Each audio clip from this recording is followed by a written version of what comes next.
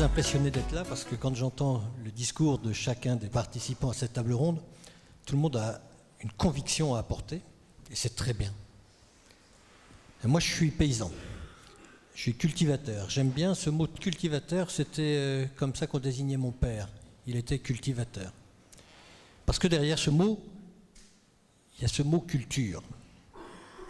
Et tous ces changements qu'on nous propose à l'heure actuelle, et qui me vont bien, hein, c'est modifier profondément la culture du paysan. Et ça, c'est pas facile. C'est pas facile parce que nous, on est tenu par un espace, on a une surface. Pendant les années 60, 70, on a refait des remembrements, on a fait des parcelles plus grandes. On a, pour certains, abattu des haies. Chez moi, il n'y en a jamais eu. Il y avait des arbres isolés, mais ces arbres ont disparu. Je sais que demain, si on veut réussir à ne pas être l'esclave d'un climat totalement déréglé, il faut qu'on agisse vite. Quand je dis demain, c'est déjà hier. Alors, je suis cultivateur, c'est pas parce que je suis cultivateur que je n'ai pas commencé à réagir. Il y a 35 ans, par exemple, j'ai commencé à arrêter l'agriculture avec le labour. Mes sols n'ont pas vu une charrue depuis plus de 35 ans maintenant. On travaillait superficiellement les sols. Pourquoi? Parce qu'on s'est dit que ce n'était pas normal à chaque fois de retourner effectivement toutes les strates du sol, d'appauvrir ces strates, de les remettre au travail. Il fallait elles ont des strates de vie et à chaque fois il fallait qu'elles se remettent au travail pour réoccuper leur place et ça affaiblissait les sols et ça augmente l'érosion. Ensuite, on a commencé, quand je dis on, c'est parce que je travaille sur une ferme de 135 hectares et je travaille avec 2 associés et on fait 450 hectares en bio.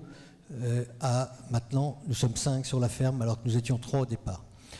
Donc ensuite, on a supprimé, après avoir supprimé le labour, on a voulu aller sur le non-travail du sol, en laissant le sol travailler seul. Mais là, on s'est fourbu, on s'est trompé, on était trop en avance. Rien ne nous permettait d'être suivis dans notre action.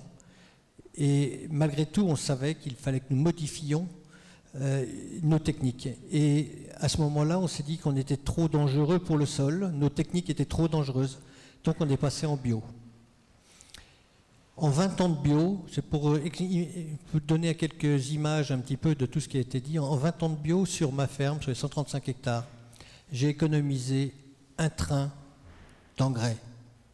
Un train d'engrais, c'est 1200 tonnes d'engrais.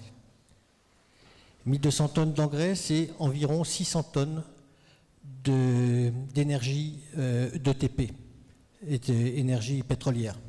Parce que pour faire de l'engrais, on utilise du pétrole ou du gaz. Je n'en sors pas une grande fierté, mais je me dis, je suis quand même content que mon sol n'ait pas eu à supporter ça. Peut-être j'ai moins produit, mais ma rentabilité, mon rendement était meilleur. C'est-à-dire que aux apports que je fais, j'ai sorti en proportion davantage de matière, de quantité. Et mes sols s'en portent mieux. Alors, bien sûr, on peut améliorer encore les choses, et il faudra qu'on les améliore pour être plus en accord. Mais il nous faut un petit peu, je ne dirais pas du temps, il faut qu'on soit davantage aidé. Quand en 95, j'étais passé en sans labour et en sans travail du sol, on était incompris. Donc incompris, pas aidé, stigmatisé. Il ne faut pas avoir peur de stigmatiser, mais c'est pas facile à vivre quand même. Et donc, je suis content de vous avoir tous entendus parce que ça nourrit un formidable espoir effectivement pour moi aussi, moi qui suis simple agriculteur. Et c'est une belle note d'espoir. Et de ça, je suis ravi. Maintenant, il y a encore des progrès à faire. Je pense que si on veut effectivement lutter contre ce climat qu'on ne tiendra plus dans les 2 degrés, c'est sûr. Ce qu'il faut, c'est qu'on soit capable de s'adapter.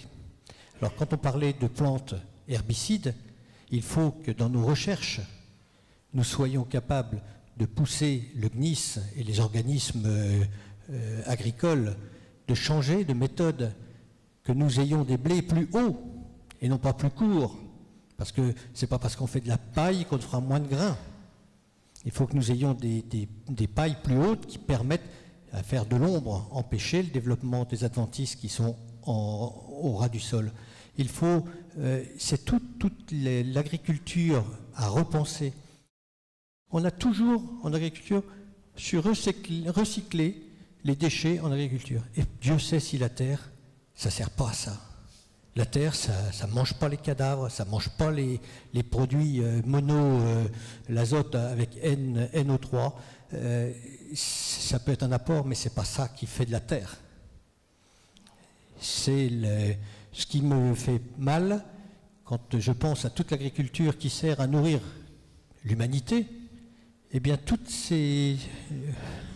tous nos excréments, nos sous-produits, si je puis dire, partent à la mer. Ce n'est pas à la mer qu'ils devraient aller, c'est sur Terre. Il faut repenser nos façons de gérer nos déchets. Parce que nos déchets sont avant tout le bon produit pour le sol. Je ne sais pas si vous êtes en accord avec moi, mais là, on marche un petit peu sur la tête et il serait bon de reprendre en main certaines choses.